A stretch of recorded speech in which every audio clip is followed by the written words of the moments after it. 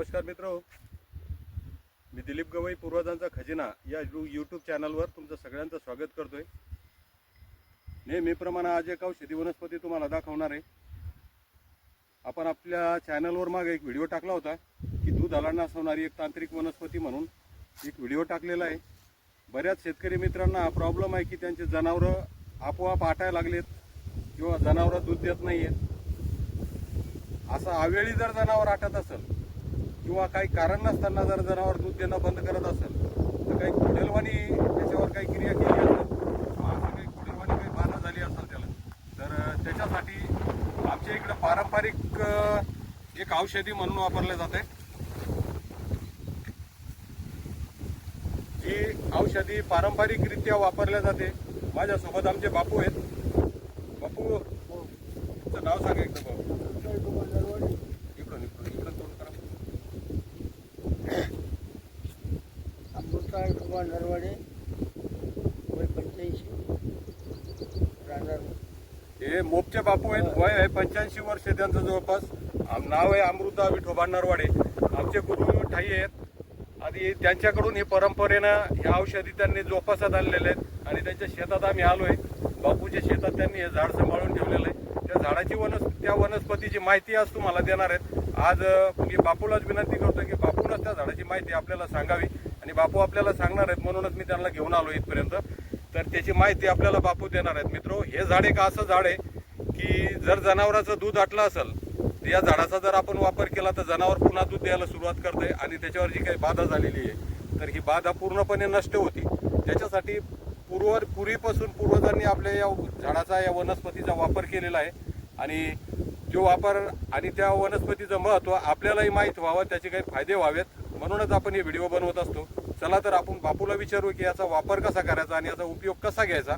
म्हणून बापूला मी विनंती करतोय की त्यांनी आम्हाला सांगावं। बापू, या झाडाचा वापर कसा करतात? मित्र, पहिले तुम्हाला या झाडाची ओळख करून देतोय, म्हणजे कसं होईल, नाही तर तुम्हाला माहितीच सांगायला लागलो आम्ही, झाडच ओळखीचं राहणार नाही तर या व्हिडिओचा आपल्याला काही फायदा होणार नाही।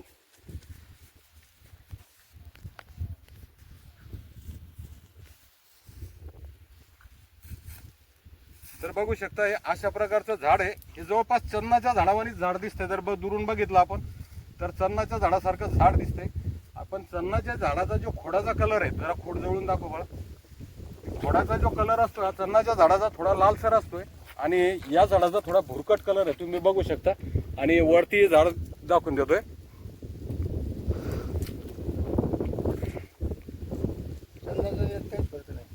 आणि या झाडाचे जे पानं येतं जर ओळखायचं असलं तर चन्नाच्या झाडाला हे असे कात्रे नसतात आणि या झाडाला असे करवतीवाणी असे दात्रे येतं, कात्रे येतं पडलेले, असे कातरलेले पानासारखं दिसतंय बघा। याच्यावरून तुम्हाला हे कातरलेले पानं असतात। याला आमच्या इकडे भुत्या केसाचं झाड असं म्हणतात। आता याचे नाव, सायंटिफिक नाव काय आम्हाला माहिती नाही, पण याला भुत्या केसाचं झाड म्हणून आमच्या भागात याला ओळखले जाते, है ना बापू? भुत्या केसच म्हणतात ना, भुत्या केसाचं झाड म्हणून याला ओळखले जाते। सायंटिफिक नाव याचे काही नावं माहिती नाहीत, पण तुम्हाला ओळख व्हावी म्हणून थोडं जवळून पानं दाखवतोय बघा। याला असे कातरल्यासारखे पानं आहेत, चन्नाच्या झाडासारखेच पानं दिसतात आणि दुरून हे जर झाड बघितलं आपण तर हे चन्नाच्या झाडासारखंच झाड दिसतंय जवळपास। तर बापू, आता आम्हाला याचा उपयोग सांगा की या झाडाचा उपयोग कसा करायचा आणि याचा कसा उपयोग केला जाईल, हे आता तुमच्याकडून आम्ही जाणून घेणार आहेत। हे झाडाचं कसं आहे, जनावरांचं दूध जर आटलं का त्यांची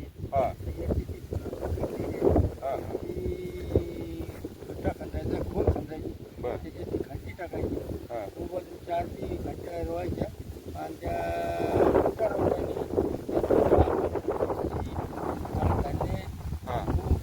त्याचं असे पाठवून नुसती टाकायची, छोटा पक्का रवायचा। त्याच्यात काही उपाय येणार नाही। याचा उपयोग आम्ही असा करतो आणि तुम्हाला त्याची माहिती सांगायला।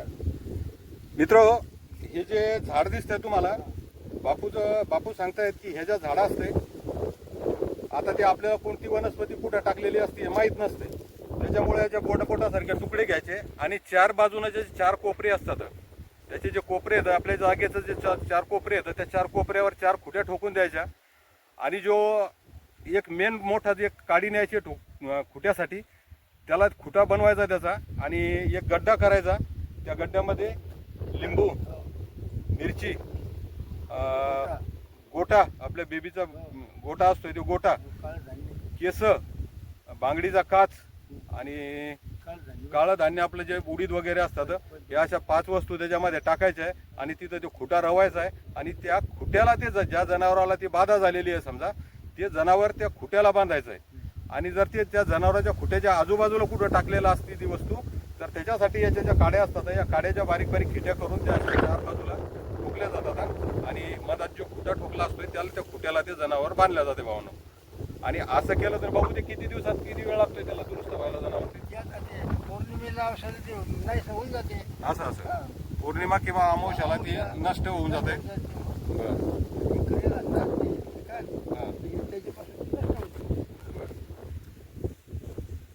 थोडं थोडं ते मग दूध यायला सुरुवात होऊन जाते. तर मित्र आपण आपल्याला माहिती काय दिली आहे तर माहिती कशी काय वाटली तुम्हाला कमेंटमध्ये नक्की सांगा आणि जर व्हिडिओ आवडला असेल भावांनो तर एक लाईक नक्की करा आणि व्हिडिओ जास्तीत जास्त शेअर करा कारण शेतकऱ्यांचे मुख्य जनावरांचा प्रश्न आहे. व्हिडिओ जास्तीत जास्त शेअर करा प्रत्येक शेतकऱ्यापर्यंत हा व्हिडिओ गेला पाहिजे आणि प्रत्येक शेतकऱ्याला या झाडाची माहिती झाली पाहिजे म्हणून हा व्हिडिओ जास्तीत जास्त शेअर करा भावांनो आणि कमेंट करून नक्की सांगा व्हिडिओ आवडला की नाही आवडला. भेटूया अशाच एका नवीन औषधीच्या शोधात पुढच्या व्हिडिओमध्ये. तोपर्यंत काळजी घ्या दादांनो. एकदा पुन्हा तुम्हाला झाड दाखवतोय बघून घ्या झाडाची अशी फांदी असते. आता हे मोठं झाड आहे अमोल जरा लांबून दाखवतो झाड मोठं.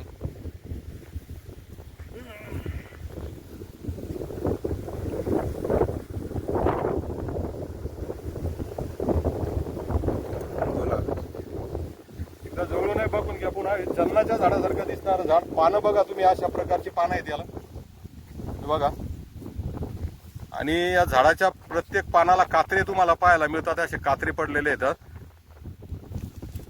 हिच्या झाडाला ओळखायची खूण आहे.